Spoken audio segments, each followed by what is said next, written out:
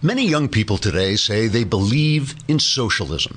Many young people today also say they believe that if the yellow Power Ranger battled Ant-Man, it would be the coolest thing that ever happened in their entire life. Many young people today are knuckleheads. But the popularity of socialism among these charming and attractive nudniks may lead many of you to ask, what exactly is socialism? And what the hell is a yellow Power Ranger? Socialism is a system for making everything fair and everybody equal. So you can pretty well guess how that crap storm of lunacy is going to turn out. You see, under capitalism, each person is free to use his time and his money as he's able and as he sees fit.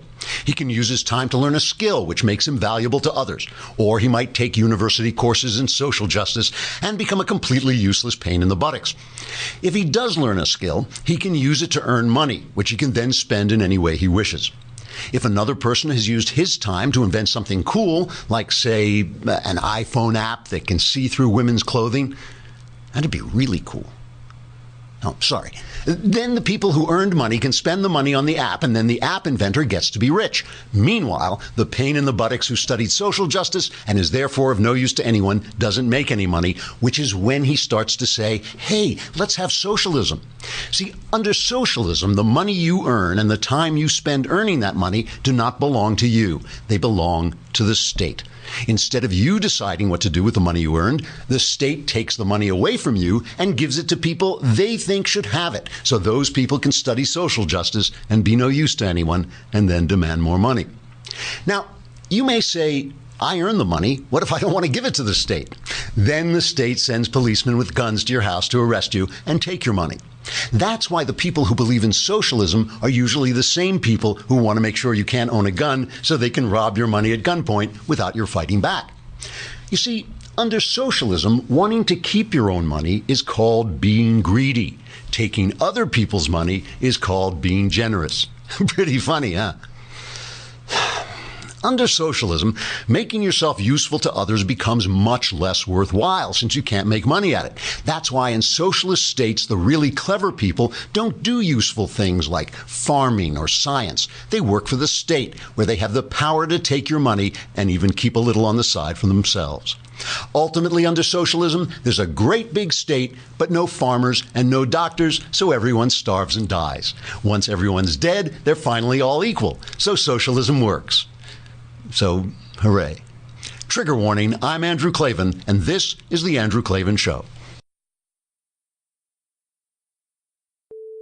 The murderous perpetrator of last week's London terror attack has now been identified in the press as a man born in England.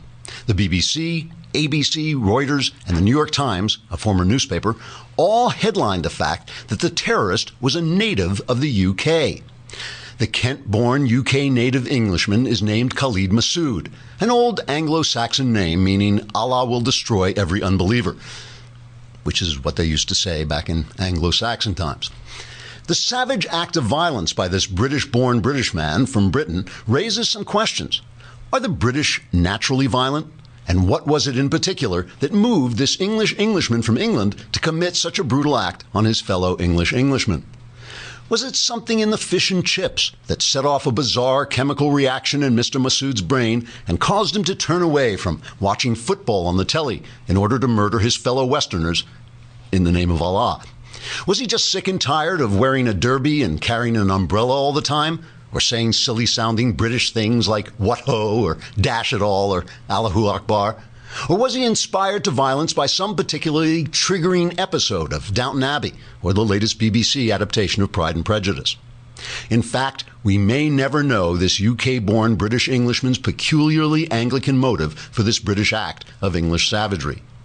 Now, I don't want to stir up any anti-English feeling here for all the violence committed by UK-born British Englishmen like Mr. Massoud. I'm sure there are practically dozens of peaceful, hard-working English men and women who simply want to raise their families and do their jobs and attend their houses of worship to pray to the God of love, or possibly the hate-filled warrior God who commands us to destroy everyone who doesn't believe in him. I always get those two gods confused. I think it would be a shame if this isolated act of terrorism by a lone wolf English-born Englishman should cause an uptick in incidents of Anglophobia or cause anyone to view a UK-born Briton with suspicion when he's simply sitting harmlessly in the local pub, enjoying a pint and reading the Koran while strapped with dynamite. Now, you may say, well, if we can't examine what turns so many Englishmen into terrorists, how will we ever stop them from committing their English acts of terror? Shouldn't we be asking, what is it about reading Shakespeare, Milton, Charles Dickens, and Harry Potter that has created that peculiarly English outlook on life that leads to poverty, oppression, brutality, and terror everywhere it arises? If we just turn a blind eye to English terror, won't we all ultimately be conquered by England and forced to live under Magna Carta while speaking in funny, sort of gay-sounding accents? But I say, let's try and coexist. Let's reach out to our English neighbors in friendship and understanding.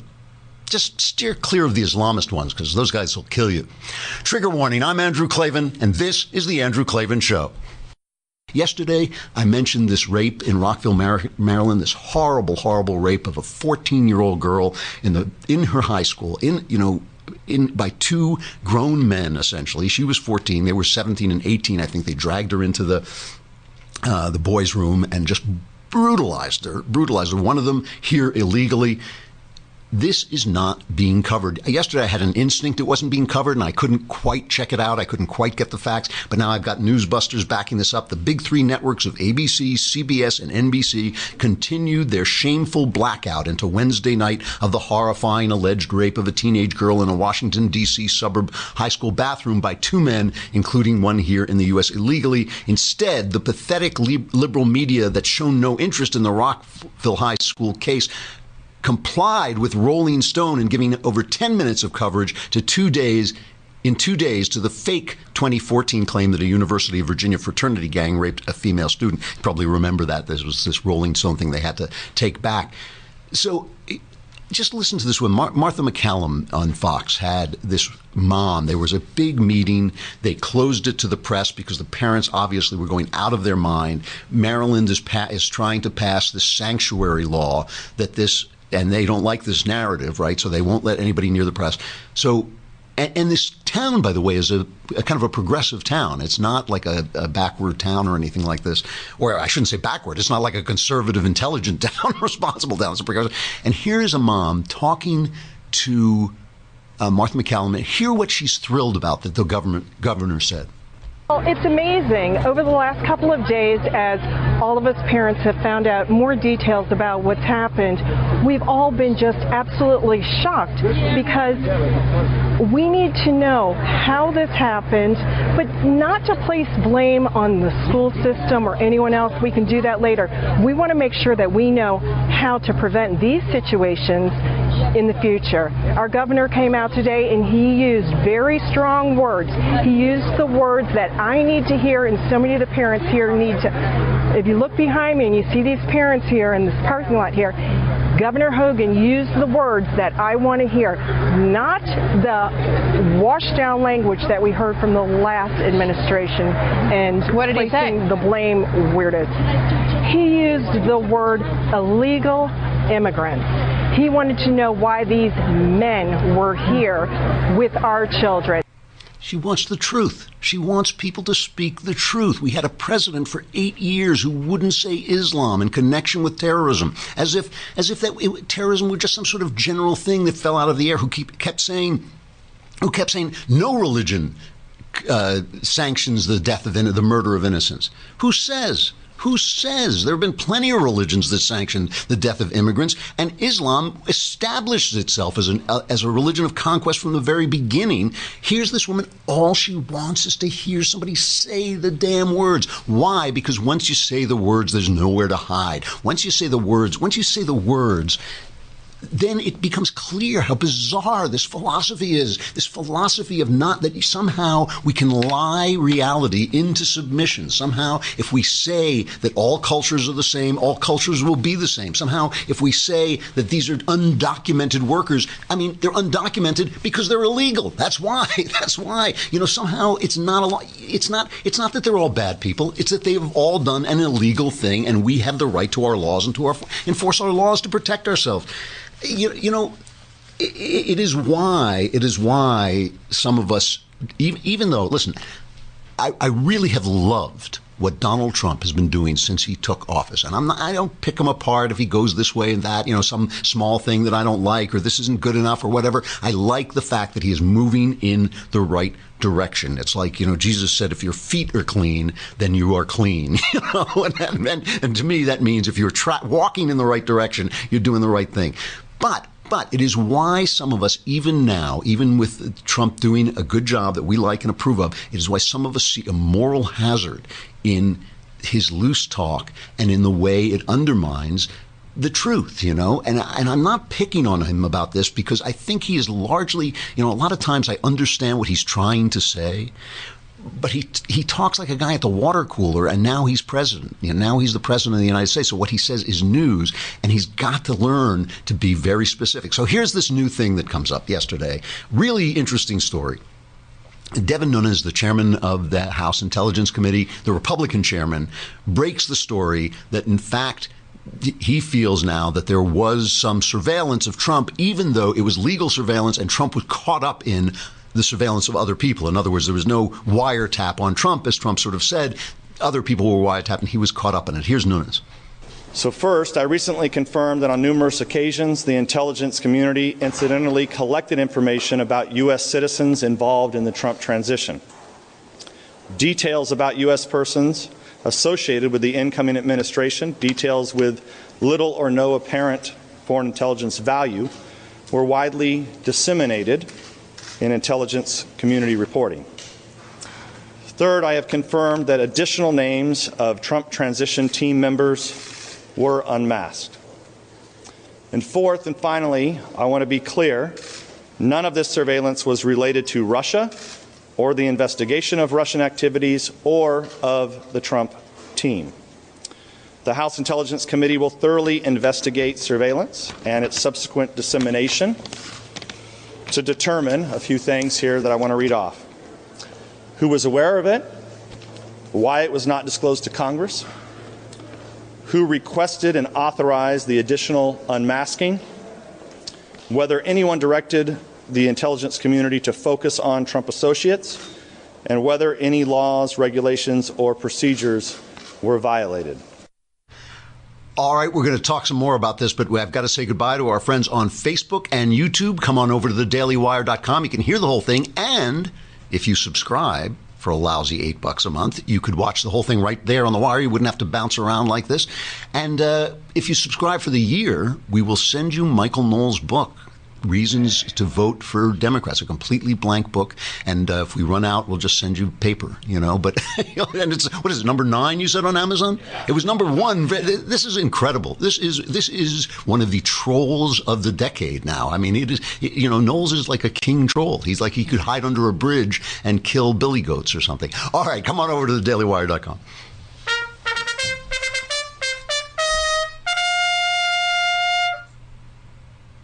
So just to hear a little bit more from Nunes about, it's Nunes? Is it Nunes or Nunes? Nunes. Okay, Nunes. To hear a little bit more from Nunes about when this happened. Listen carefully to this because it's important. This is when he feels this surveillance was being done. I believe it was all done legally. I think it was all obtained legally. I think the question is was it masked? Why was it unmasked if it was unmasked? Because it appears like we have new information about additional unmaskings. And then who was on the dissemination list? And why was the dissemination list so far if it was such specific information about the Trump transition? And it appears, and just to give you one piece of information I think might be helpful, it appears most of this occurred from what I've seen in November, December, and January. So he's talking about after the election, after Obama knew that this guy was going to come in here and try and destroy what he thinks of as his legacy, which I think his legacy is being played out in London today and in Rockville, Maryland, and in a lot of other places. But Obama thinks his legacy is joy and sunshine, and so he was afraid that Trump was going to come in and kill the unicorns. So, obviously the Trump partisans have been screaming, Trump was right when he tweeted, I was wiretapped, and Trump is justified. And Trump was a little bit more restrained, actually. They asked him at one of the meetings, somebody shouted the question, do you feel justified? Here's what he said.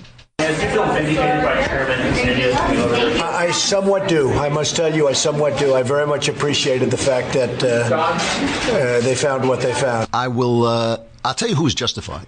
Me. I was justified. Listening to the show, when you listen to the show, you are like listening to the future. This show is where the future comes to rehearse, because I've been telling you that it's not that anybody was illegally wiretapped, as really Trump was kind of indicating. And it's no fair. Now the guy's the president. He's not me. He can't just say something around the water cooler. Now he's the president. When he says something, especially if he's accusing a former president of felony, he's got to get it right. But it is true that this is the meddlesome priest rule I'm always talking about. The meddlesome priest rule is Henry II, when he appointed Becket to be Archbishop of Canterbury, thought he was appointing a friend, but Becket opposed him. And one day Henry II said, within the hearing of his attendants, he said, "Who will rid me of this meddlesome priest?" And they went out and killed him. Well, that's not exactly giving the order to kill him, but it's as close as you could get. And that's the way Obama operated. Let me read to you. Dan Henninger has a great column today, and it's talking about what we virtually know happened. I mean, this is pretty much what we know. It's worth hearing a couple of graphs of this. The details of a March 1 New York Times story deserve to be repeated with as much manic intensity as news sites report the repudiation of Donald Trump's claim that Mr. Obama wiretapped Trump Tower. Well, he didn't, but Mr. Obama did plenty else. This is the lead sentence in that Times story. In the Obama administration's last days, some White House officials scrambled to spread information about Russian efforts to undermine the presidential election and about possible contacts between associates of President-elect Donald J. Trump and Russians across the government. That's the Times. This is back to, this is what they did. This is what the Obama officials did.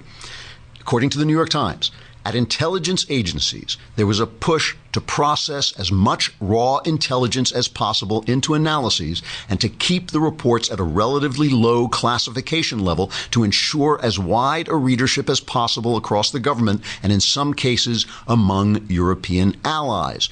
Earlier, on January 12th, the Times also reported that Attorney General Loretta Lynch signed rules that let the National Security Agency disseminate raw signals intelligence information to 16 other intelligence agencies. This is Henninger. That is, the Obama administration put in motion the tsunami of anonymously attributed stories that is engulfing and disabling America's government today. This, too, like the bombings in London, like the rape in Rockville, this, too, is Obama's legacy. This is what he did. And yes, does Donald Trump deserve a slap in the kisser for, going off the reservation and not saying things exactly right? Yes, he does. But that is not the problem. The problem is this. Obama did this on purpose. He got this information when it was raw. He made sure enough people got it so that somebody's name would be unmasked. It's the meddlesome priest rule. He didn't have to say, go tap Trump's phones. He just had to make it known what he needed done, and it was done. And this is, by the way, this is how CNN reported the big news yesterday. CNN has learned new details of the FBI investigation into potential links between individuals associated with the Trump campaign and the Russian government. CNN's Pamela Brown and Evan Perez join us now. They broke the story along with our justice reporter, Shimon Prokupez. Pam, first, what are you learning? Well, Anderson, the FBI has information that indicates associates of President Donald Trump communicated with suspected Russian operatives to possibly coordinate the release of information damaging to Hillary Clinton's campaign, U.S. officials told us. That is a complete non-story. That story doesn't exist. That's an indicates possible somebody, maybe kind of sort of Russian officials. It has the word Russian in it, so everybody has to sit up straight. This is coming from this guy, Adam Schiff, who's also on the House Intel Committee. He's the Democrat. He is a McCarthyite. Adam Schiff is a McCarthyite. When I say that, Joe McCarthy, was an anti-communist demagogue.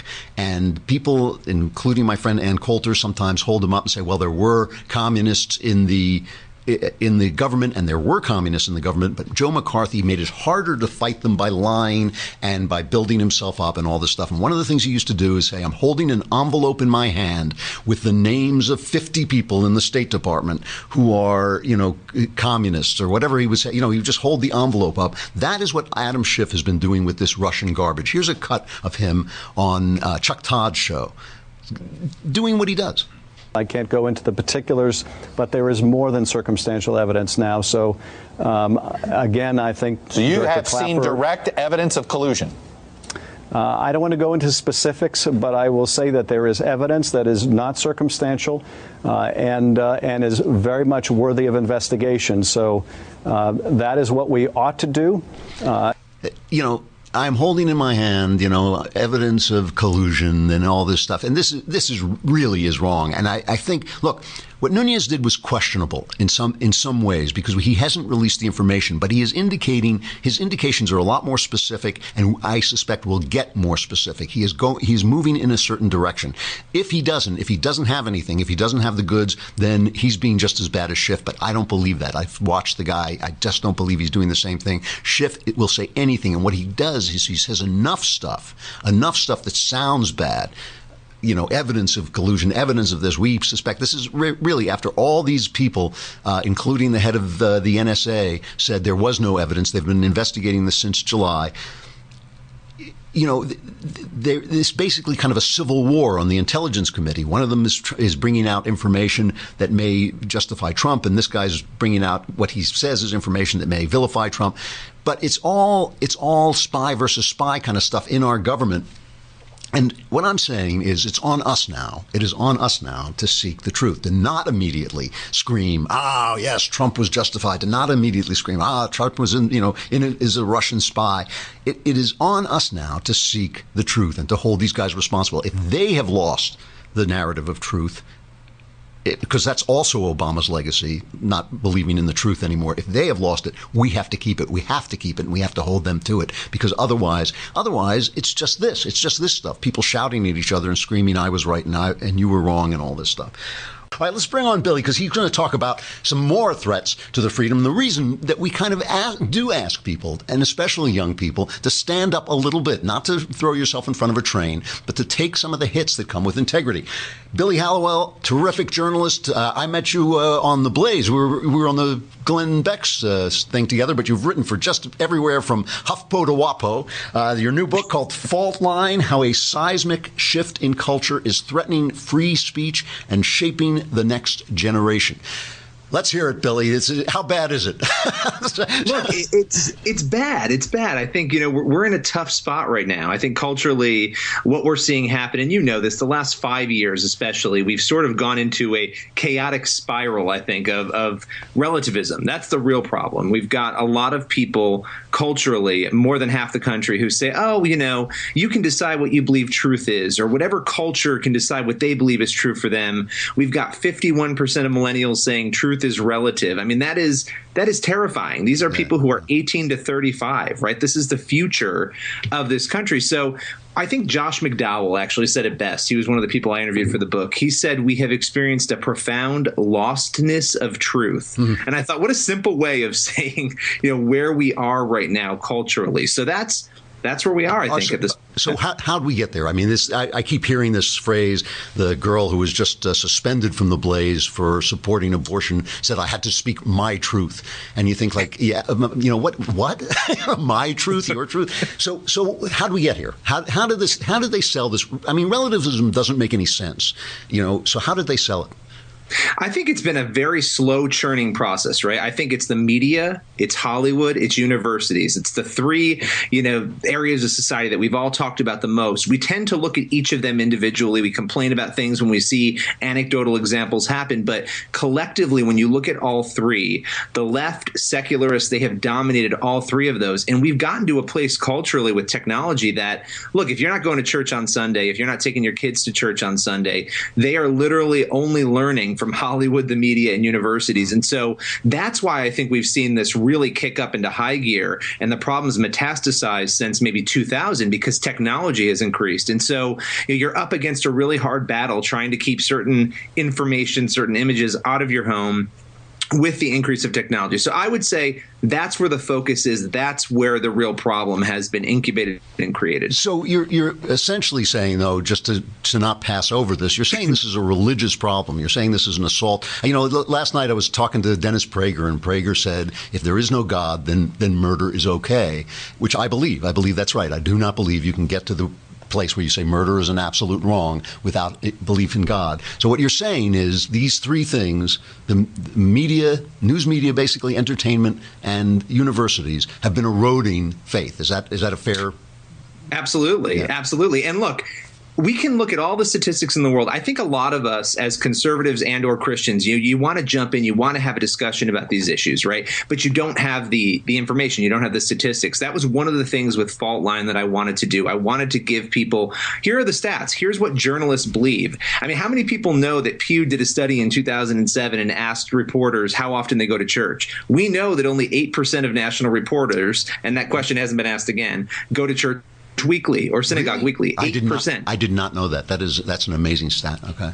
So there's a lot of stats like that in the book. 60% of professors self-identify as liberals. There's a study that's done every year that nobody talks about. Well, while 60% of them are liberals, 13% are conservatives. So you start to piece this all together and it becomes very clear. I think for me, there are two kinds of bias. I think all of us could agree on this.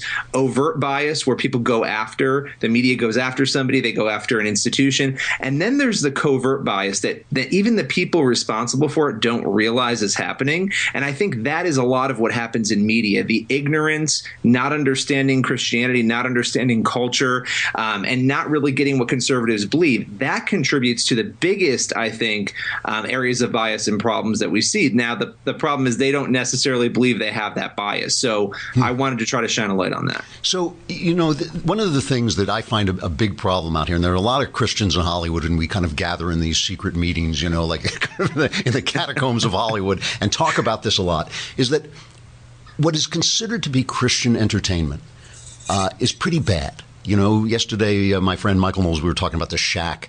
You know, all these pictures, God is not dead. And I don't mean to run them down, because they're kind of like romantic comedies. They have their audience, and I think that audience should be served.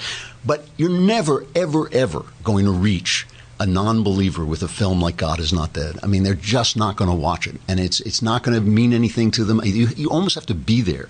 And the problem that I have frequently talking to religious people about these problems is that they want religious entertainment to be squeaky clean.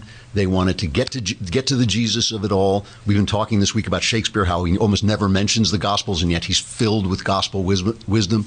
You know, is there a way to convince Christians to talk to the culture in the voice of the culture, the way St. Paul said? That's what we have to do, right? So I think my solution is not the same as some other people out there. I know there's another book that has a sort of a different solution to this problem. We have to engage. I think we've been retreating for far too long, right? You were talking before about being who you are and not being nasty or mean to people, but jumping in, being who you are, having a presence. It might be harder to get into the media, Hollywood, or universities. It might be a tougher battle, but we have to do it. And we have to look at Hacksaw Ridge, right? It's a film that has a message. There's a lot of violence in it because it's war. It's telling an accurate account, of what went on. And so you're seeing those things. But it's telling a deeper story that will resonate with people who might not be Christians, people who might not be conservative. But it's a film that is sort of in there. Christians have to get in. They have to become producers, directors, professors, journalists. They have to get behind the scenes. This is essential. If we don't do it, this problem is only going to get worse, because it's so easy to dismiss somebody sitting next to you or who isn't sitting next to you, right? If there's no Christian in the room, there's no conservative in the room, it's easy to create a caricature. But it's a little harder for them to do that when we have a presence. And so that is that's the 30,000 foot view solution that I have in Fault Line for this problem. How do you feel in terms of optimism, pessimism? And I don't mean how do you feel. I mean, as you look at it, what's your assessment? Look, it's bad, right? It's bad, and it might get worse. But we know as Christians in particular, right? Christians believe that the gospel cannot be stopped. This has been 2,000 years and counting, and so I always go back to that, because it's not going to be stopped. But I do think people's, it's sounds corny, but their souls are on the line. That's the reality, right? People, truth is on the line. And so if we're not there to speak that truth, fewer people are hearing it. And so while I'm optimistic that in the end, it's all going to be okay, we do have a battle for people's minds and their hearts. And I think by not being there, we're sort of relinquishing that responsibility. And I think we have that responsibility as conservatives and or Christians to get that truth out there. So I am optimistic, but I think it'll be tough. It's going to be a hard road. You're not going to get involved in culture and solve it in 5 minutes. It could be a 30, 40-year road because the problem has just gotten so bad so fast. You know, I'm going to have to let you go in a minute, but I want to ask a last question. What do you say to somebody who says to you, hey, dude, you know, chill. You know, if you have a truth and I have a truth, what's the problem? What could possibly go wrong? Why, you know, this way I don't have to judge my neighbor. You know, that's what the gospel says. Don't judge not. What could go wrong with the idea of my having a truth and your having a truth? Well, at the end of the day, right, there is a truth. There is a solid truth. This notion of, well, that's your truth, this is my truth, that doesn't play out into reality. That goes down a rabbit hole, and it's not a very pretty rabbit hole. The end of that hole could end somewhere very, very, very dangerous. And I think we've seen this happen in cultures and in society where we abandon morals and values, and where do we end up? So, look, I believe the Bible is the basis of it. As a Christian, that's what I believe. Not everybody has to believe that. But for me, there is a truth, and it's not just my truth. It is the truth. And I think our culture has been built on that. What we're seeing is an erosion of that, which some people see as positive, but I'm seeing chaos. So, yeah. Okay. Billy Hallowell, Fault Line, How a Seismic Shift in Culture is Threatening Free Speech and Shaping the Next Generation. Really interesting stuff, Billy. It's great talking to you. Thanks for having me. Excellent. You know, it really is. I mean, look, I think part of this, too, is when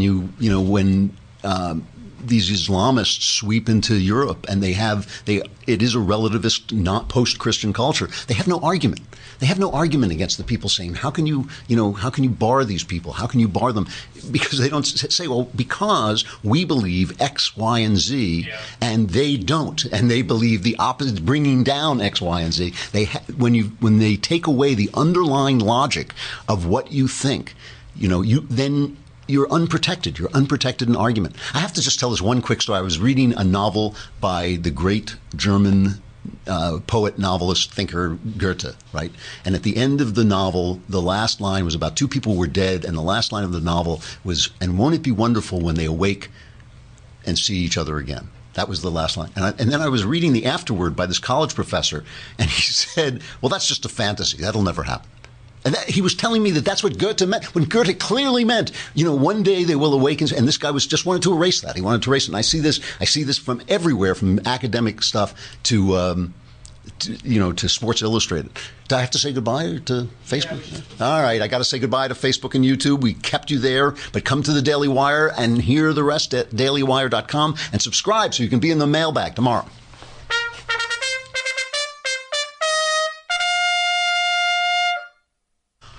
All right, so we're talking about Shakespeare, and we're talking about the way that Shakespeare, brilliantly, I think, took the gospel and showed you the world that the gospel says is there without preaching the gospel. He basically, I personally think it was to avoid persecution and to avoid controversy. It was an entertainment. He was an entertainer, and he just wanted to entertain, and he didn't want to preach to anybody, but he wanted to he showed you the world that he saw, which was the world that he had learned from the Gospels. And it's there in a lot of different ways. And one of my favorites of his plays, and a much underrated play, is a comedy called Measure for Measure. Well, I want to correct yesterday. I said Titus Andronicus was his oldest play. I meant his oldest tragedy, obviously. I misspoke. And somebody was jumping on me about it, so I just want to say that is true. It is the oldest tragedy, yeah. So Measure for Measure is a comedy, but it's a very dark comedy. And I believe that it is, let's put it this way, I believe it would not exist without what is called without the adultery story in the Gospels. The adultery story, a woman taken in adultery is brought before Christ. They say, the law says we stone her. Christ says, yes, that is the law, and he who is without sin can throw the first stone. everybody puts their rocks down and disappears. I believe it says, from memory, I believe it says that the oldest people leave first. Yeah, I guess you don't have to convince the old people; they know who they are, But everybody leaves eventually. Christ says to the woman, "Where are they who are going to condemn you? Is there anyone left to condemn you?" She says, "No, Lord, no one is left." And Jesus says, "Then I will not condemn you either. Go and sin no more." Okay. Now, this is a controversial passage. In the very, very oldest copies of the gospel, it's not there, and it is there later on. But I'm talking about very early. But it is mentioned by people very, very early on. It's mentioned by some of the earliest Christian writers. So it's clearly, some people say, well, it was added later, and people just like it because it's liberal. There was actually a move. Phyllis Schlafly's son was part of a move to have it removed from the Gospels. I believe that it was clearly something that happened, clearly something that was recorded, and I think they kept it out because it was, liberating, because it stopped people from exercising the law in the most intolerable way. So this is something I talk about all the time. If I had to pick one thing that I got yelled at for most of all, it's not my opinions about Islam or my questions about Islam. It's not my attacks on the alt-right and their fascist, racist garbage. It's not any of those things. It is my true belief that we should not judge people. We should not judge people, their relationship with God. And someone I like very much who corresponds with me quite a lot quoted the story of Jesus at the well with the woman at the well, where he says, "Go fetch your husband." And she says, "I don't have a husband." He says, "I know, you've been married 5 times and now you're living with a man who's not a husband." And the woman says, "Wow, he told me everything I've ever done." And this correspondent interpreted that as to mean, wow, he condemned me. But that's not in the book. He doesn't say, "And you're a bad girl." And she doesn't say, "And I'm a bad girl." He just tells her what she's done. Now, I suspect that she maybe didn't feel so good about the way her life had gone. And that was, part of what he was talking about. But that's my suspicion. It's not what's in the book. So this is a very, very controversial thing. Every time Jesus is confronted with the law, he humanizes it. Every time they say, "Well, it's the Sabbath. You shouldn't have healed anybody." He's like, "Are you kidding me? I just healed somebody. You shouldn't, is it right to do good on the Sabbath or bad on the Sabbath?" So Shakespeare writes this incredibly, incredibly complex play about this. All right. And I want to make sure, I always forget the names on these things, but there's a Duke of Vienna, okay, named Vincentio. I'm reading this off the page. A Duke of Vienna. And he goes away, or pretends to go away, and he leaves the government in the hands of the strict judge, Angelo, okay? And Angelo decides that there is a law against fornication that has where you have to be killed for having sex out of wedlock. The punishment is death. It hasn't been enforced, so now he's going to enforce it. And he starts to close all the houses of prostitution. There's some very high Shakespearean comedy where the lady, the woman who runs, the madam who runs the houses of prostitution is, "Oh no, what's going to happen?" And everybody says, "Don't worry, there are always going to be houses of prostitution." But the guy who gets caught up in it, worst of all, is, I think his name is Claudio. Is that his name? Let us say, yes, it's Claudio. Claudio has slept with the woman that he has begun to marry, but he hasn't finished. There's a long process of getting married. They had to publish the banns and all this stuff. But he has technically broken this law, and we know because his girlfriend or soon-to-be wife is pregnant, okay? So Claudio, who's basically guilty of sleeping with his wife, gets caught up in this law, and he's sentenced to death. And Claudio goes to his sister, who is a nun, and says, "You have to go and plead for me with Angelo." And Isabella, the sister, who is, she's a novice nun, and also obviously a virgin, goes before this judge and pleads for the life. And what Angelo says is, "I am being merciful by killing him because I'm keeping other people from doing it." The typical legalistic argument is, if we show mercy, then the law falls apart and then everybody's going to do it, and ultimately it's all bad. And she makes this incredible speech. We'll play just a little bit of it, and I'll read some of it too, in case you can't hear it. Let's just hear the speech she makes to him, where she says, "It is a wonderful thing to have the power of a giant, but to use it as a giant is a terrible thing." Let's hear the speech. Oh, it is excellent to have a giant's strength, but it is tyrannous to use it like a giant. Could great men thunder as Jove himself does, Jove would ne'er be quiet. For every pelting petty officer would use his heaven for thunder, nothing but thunder. Merciful heaven, thou rather with thy sharp and sulphurous bolt splits the unwedgeable and gnarled oak than the soft myrtle. But man, proud man, dressed in a little brief authority, most ignorant of what he's most assured, his glassy essence, like an angry ape, plays such fantastic tricks before high heaven as makes the angels weep, who with our spleens would all themselves laugh. Mortal, we cannot weigh our brother with ourself. Great men may jest with saints, 'tis wit in them, but in the less foul profanation, that in the captain's but a choleric word, which in the soldier is flat blasphemy. Oh, it is excellent. I love it. It is excellent to have a giant's strength, but it is tyrannous to use it like a giant. Man, proud man. She says heaven uses lightning to split an oak, not the little myrtle. But man, proud man, dressed in a little brief authority, most ignorant of what he's most assured, his glassy essence like an angry ape plays such fantastic tricks before high heaven as make the angels weep. So what happens? Angela looks at this babe, and she's a babe, right? She's a virgin. She's obviously eloquent. She's merciful, and he wants her. And so he tries to make a deal with her. He says, I'll save your brother's life if you sleep with me. So the guy who's going to kill this guy for committing fornication, and she says, no. She can't break her virgin vows to save. So she is now in the position that she can't break the law, her law, even to save a life. And I won't tell you how it ends. The ending is, I would say, mysterious and difficult. But the point I'm making is that Shakespeare understood the difficulty that Christ had presented us with when you say the law is written on your heart. When you say the law is written on your heart, that means that human mercy has to take the place of strict law. And when people say to me, yes, but it says this and there's this in the Bible, and I say, judge not lest you be judged, and they get so angry, that's what I'm talking about. That is what I'm talking about. They bring the law to Jesus, and he says, okay, that's the law.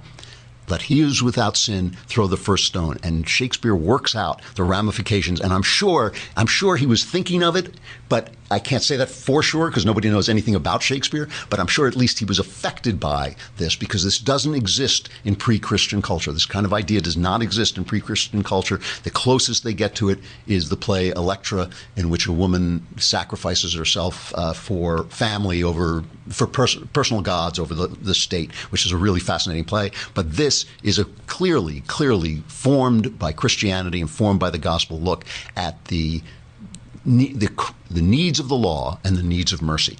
I got to stop. We'll be back tomorrow with the mailbag. So get your questions in now, and we will answer them all. The answer is guaranteed 100% correct and guaranteed to change your life, possibly for the better. And if not, too bad. I'm Andrew Klavan. This is the Andrew Klavan Show. We'll see you then. Europe is having a ton of trouble with its Turkish immigrants. In the old days, of course, Europeans used to do battle with the Turks because the Turks were trying to conquer Western civilization.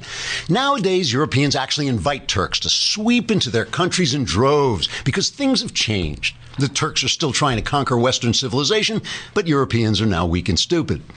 The latest troubles began when Turkey tried to get Turks in Europe to support a Turkish referendum that would give dictatorial powers to Turkey's president, Recep Erdogan, pronounced Erdogan because the G is silent, as in Angster.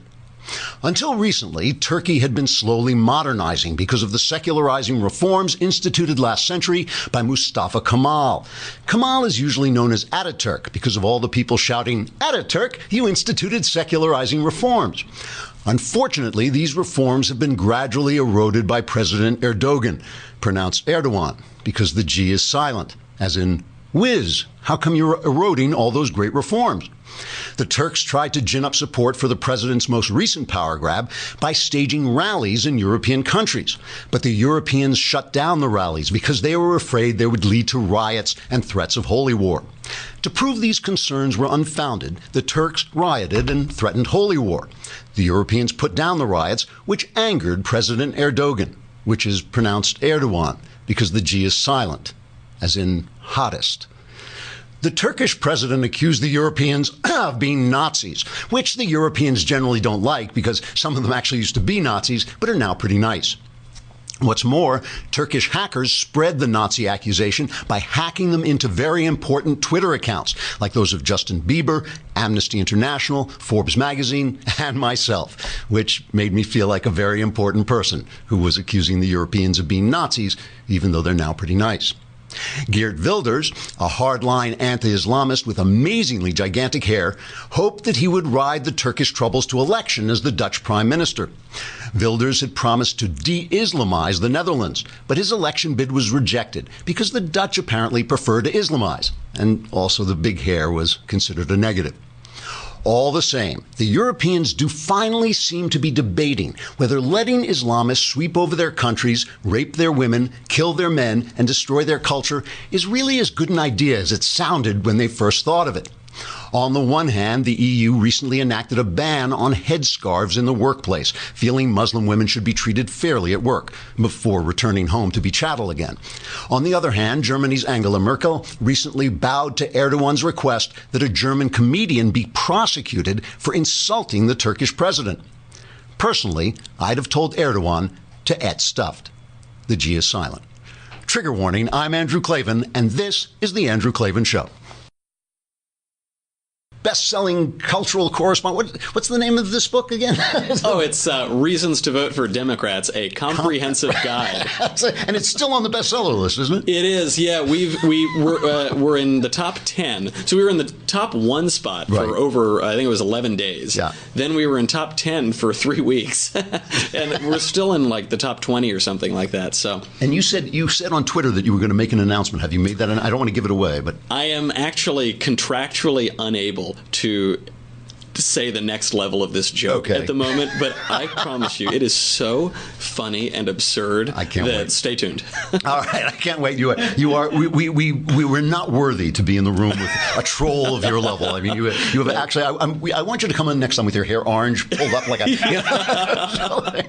All right, so you are talking today about something that drove me crazy last week. Was a transgender male. I don't even know if he's a male who thinks he's a woman and has had some surgery and stuff, won a weightlifting competition for women. And this drives me insane. So you tell me, I mean, is it fair for this to happen? This has been building for a while, but I think last week's event has brought a lot of focus onto it. It's a transgender weightlifter, Laurel Hubbard, who is a man who has undergone certain hormone therapies and is on his way to legally becoming a woman. And so he won the Australian International Women's Competition by lifting 590 pounds, which was over 40 pounds higher than the second place. And the reaction to this, a sensible reaction would say, well, of course the man lifted more weight than the woman. Men are physically stronger. They have better muscle mass. They're larger. Their bones are more dense. Here has been the reaction by some of the press in New Zealand and Australia. Do we have that? She is completely entitled, I believe, completely entitled to compete.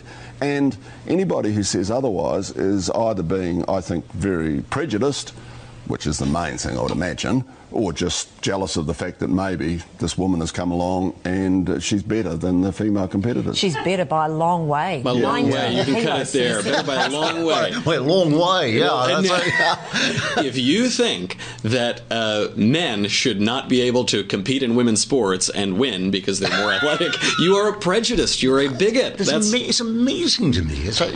And this is obviously not the first example. The transgender cyclist Gillian Bearden, who's 36 years old and is a man transitioning to become a woman, won the women's division of the El Tour de Tucson with a record time in November. A high school runner, Natafon Wang Yat, who is 18, a man who is now transitioning to become a woman, placed in the Alaska State running meet. He or she came in third? That's right, came in third. Like 62 or something? Yeah, that's right. Well, and this created a big issue because a lot of these girls are competing to win college scholarships. Yeah. For some, it's really their only shot to go to a good college and to get a free education, and this guy is beating them.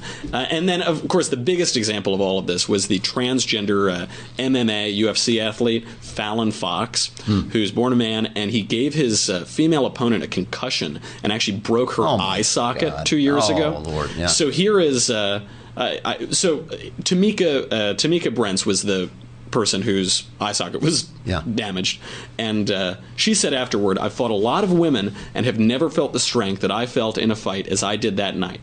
I can't answer whether it's because she was born a man or not. I'm not a doctor. I can only say I've never felt so overpowered ever in my life, and I'm an abnormally strong female in my own right." Of course. Here's Ronda Rousey, the great UFC champion. This is Ronda Rousey's reaction. I actually really tried to research it a lot, and I feel like if you already go through puberty as a man, it's something that you can't really reverse. But there are people that are they're identified as being like a male-identified woman or a woman-identified man early on, and they're put on hormone suppressant therapy until they're of legal age, and then they can make the decision to get the sex change later. And I think that would be acceptable. That would be fine because they wouldn't have already developed the bone structure of a man, the muscular structure. You know, you can't just reverse that. There's no. She's saying if you do it at a certain time. Yeah, if you do it before you've gone through puberty, you haven't. Well, what's the research on this? Well, there's not a lot. If you read the mainstream media, the science is settled, as it always seems to. Seems to be settled. Because otherwise you just prejudice. That's right. I think Fallon Fox, the man who competed, he sums up what the New York Times and the Washington Post and everybody said. This is what he thinks about the medical consensus. You hear the critics that say being born male, Fallon, gives you a physical advantage over a female competitor. So confused. So that's, in your opinion, is not true. Yeah, it's not just my opinion, that's the medical community's opinion. That's the medical community's opinion. Of course. So we can cut it there. It's apparently so much so the medical community's opinion that the International Olympics Committee has now removed the requirement that transgender athletes, male to female, have undergone surgery. So they can still have male gonads, they can still have testicles, and compete as women in the Olympics. This was a decision made last year. Yeah. So what's the science? Think Progress says, no, allowing trans athletes to compete won't destroy women's sports. The New York Times, a former newspaper, says, female transgender Olympic athletes have no advantage over cisgender female athletes. And cisgender is a sort of made-up term to mean a person who thinks they are the biological sex that they are. So this is the New York Times from that article. A first-of-its-kind study published last year shows that there is apparently no reason for athletes to worry about a playing field that's not level. But the science hasn't quieted the critics. And that, in turn, has not created an atmosphere where the two reported transgender athletes competing in 2016 have felt comfortable coming out. So what is that study? I clicked on that study. I had a little time this weekend. And it's a study of 8 transgender runners, which was done by a transgender athlete himself named Joanna Harper from the Portland Medical Center in Oregon, and it was in the Journal of Sporting Cultures and Identities. According to this study of 8 runners, and by the way, the data was collected online. A good portion of the data was collected anonymously. Only half of the data were able to be verified independently, and 7 of the 8 people that this researcher talked to experienced reductions in running times after taking. So this is like one of those studies, like where Sean Hannity says, should Obama be tarred and feathered, and 97% call in and say yes. Is that what it is? That is much more scientifically valid and accurate, by the way. Yeah. There are very few studies on this. There's one study from 2004. Sometimes people are citing. But here's the conclusion. The conclusion is that, quote, androgen deprivation in male to female increases the overlap in muscle mass with women, but does not reverse it statistically. And the real conclusion is this. The question of whether reassigned male to female can compete fairly with women depends on what degree of arbitrariness one wishes to accept. The scientific consensus, as often seems to be the case, doesn't exist. And so has there ever been an example of a transgender male to female athlete who didn't at least place?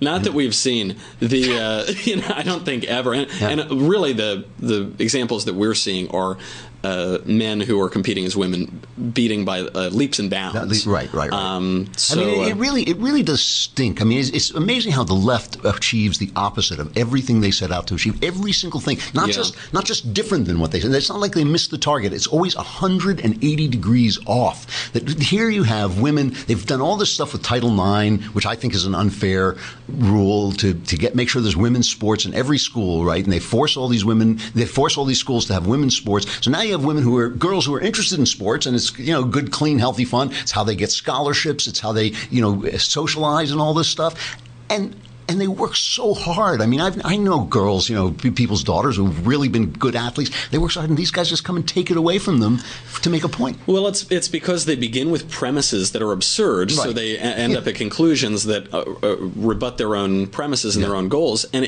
this is the central paradox of the transgender phenomenon and movement, which is that the left is asserting, on the one hand, that gender and sex are such essential qualities of a person that one must undergo mutilation and surgery to better get in line what one thinks one is with one's own body. And on the other hand, gender and sex are totally socially constructed, I know. So that we can simply change at our own whim. All right, Michael Knowles, best-selling cultural correspondent. Great job. That was a really good report, and it makes me crazy. It makes me crazy. They steal these girls, achievements away to make for these rare cases of guys who want to be girls, and it's like I feel for them. It's not that I hate on them. It's just you got to you got to live in reality. I'm Andrew Klavan. This is the Andrew Klavan Show. Thanks for being here. We'll see you tomorrow.